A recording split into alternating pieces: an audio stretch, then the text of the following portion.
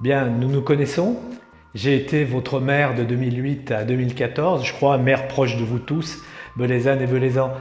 Durant ce mandat où le challenge était de relever une vie en sommeil, j'ai réalisé avec mon équipe un certain nombre d'équipements nécessaires, voire indispensables. Le collège, l'école municipale, mais aussi rénover la salle des fêtes, sauver le cinéma. J'ai aussi sauvé l'hôpital. Battu de peu, j'ai vu ma ville décliner. J'ai vu l'absence de cap, l'absence de politique globale. Cette situation est accrue par des déchirements au sein de la majorité qui fait qu'aujourd'hui, il y aura 3 listes parmi l'actuelle majorité. Et puis cette ville, elle a surtout perdu beaucoup d'attractivité. Ses commerces vont mal et tous les habitants me le disent. Ces mêmes habitants qui m'ont demandé d'agir et d'essayer de recréer un souffle nouveau, de redonner un nouvel élan à la capitale du budget, mais aussi à tout ce bassin de vie. Durant ces années, j'ai beaucoup réfléchi, peut-être aussi analysé nos erreurs. Et j'ai acquis une conviction forte, majeure. Si les Belaisans, comme l'ensemble de nos habitants, sont déçus par les politiques et par les partis qui ont échoué, ils ont en revanche un besoin vital d'être associés aux décisions que l'on prend pour eux et pour leur quotidien. Ça m'a donné l'occasion et l'idée de créer, il y a 1 an et demi, l'un des premiers labos citoyens de France, en même temps que nous créions avec quelques amis Réunir pour Belay au cœur de Bugey Sud. L'objectif était fort, c'était de réunir toutes les bonnes volontés, toutes les compétences, femmes et hommes amoureux de Belay, amoureux de Bugey Sud et qui avaient envie de mettre ces compétences-là, cette passion au service d'un projet pour notre commune. Ce travail a été considérable. Ça a été 12 ateliers de réflexion, mais aussi un relais énorme sur les réseaux sociaux, mais aussi des mini-sondages. Et au terme de ce travail d'1 an et demi, nous avons conçu un programme. Ce programme, vous avez l'opportunité depuis des semaines de le découvrir. C'est un programme qui a été écrit, et je crois que c'est le seul, pour et par les habitants. Et c'était quelque chose pour nous d'important. Ce programme, visiblement, il correspond aux attentes de tout et de chacun, tellement nous sommes copiés par d'autres listes, mais au fond, c'est une chance pour Belay, et je suis persuadé que nos habitants sauront faire la différence entre les pâles copies et l'original. Notre projet, il tient en 3 piliers, forts, solides. Le premier, c'est rendre plus de démocratie locale pour les habitants. Et nous l'avons fait dans la phase d'élaboration, mais il faut le faire dans la phase de gestion. Nous irons beaucoup plus loin, nous mettrons en pratique cette association des habitants, par exemple en créant un conseil de vie local qui permettra à des représentants de la société civile volontaires de siéger au conseil municipal. Deuxième pilier, c'est l'environnement. J'ai été, avec mon équipe, de 2008 à 2014, celui qui a voulu faire de Belay un exemple de ville durable.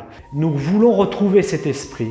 Nous avions à l'époque, par exemple, créé un réseau de chaufferie bois, des jardins partagés, municipaliser l'eau pour garder cette ressource sous la protection de la commune. Je veux retrouver cet esprit et nous ferons en sorte que l'environnement soit l'ADN de notre projet.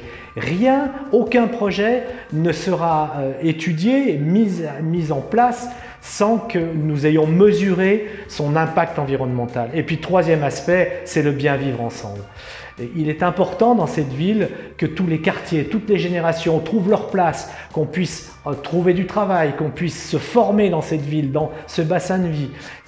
Ceci est essentiel. Mais la solidarité également, le bien vivre ensemble, c'est ne pas laisser sur le carreau des gens plus en difficulté. Et par exemple, nous créerons à ce titre une mutuelle municipale qui ne coûtera rien à la commune, mais qui permettra de faire bénéficier des habitants, souvent des retraités avec de petits moyens, des jeunes, des gens qui sont sans travail, d'une mutuelle alors qu'ils ne pourraient pas se la payer.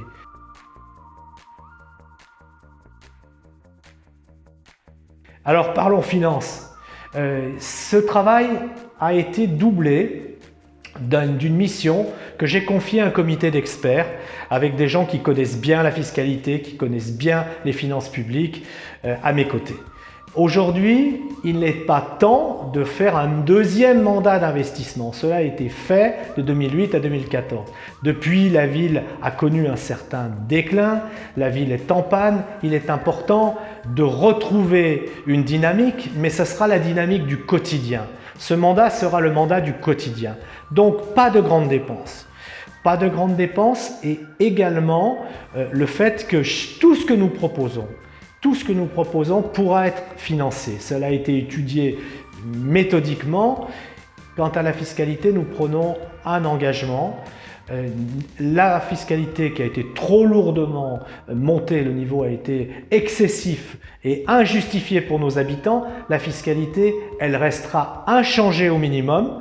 Et si nous le pouvons, si nous trouvons des marges de manœuvre, si la conjoncture plaide, nous baisserons la fiscalité sur Belay. Mais aussi et surtout une grande priorité.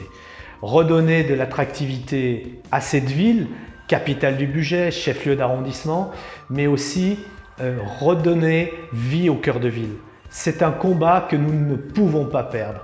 Je ne crois pas à la fatalité de ces commerces qui disparaissent tous les jours, à la fatalité de ces 250 logements vides. Nous veillerons à relever ce défi en mettant en place un véritable plan Marshall qui portera sur la rénovation des logements, sur la recherche de nouveaux commerces, surtout sur du transport qui couvrira le territoire mais qui permettra de relier les quartiers de Belay au centre-ville, une mise en animation de la ville, un patrimoine qui la valorisera. Bref, toutes les conditions pour relever ce grand défi, redresser le commerce de cœur de ville et faire en sorte que cette ville redevienne attractive et attire des familles, des entreprises.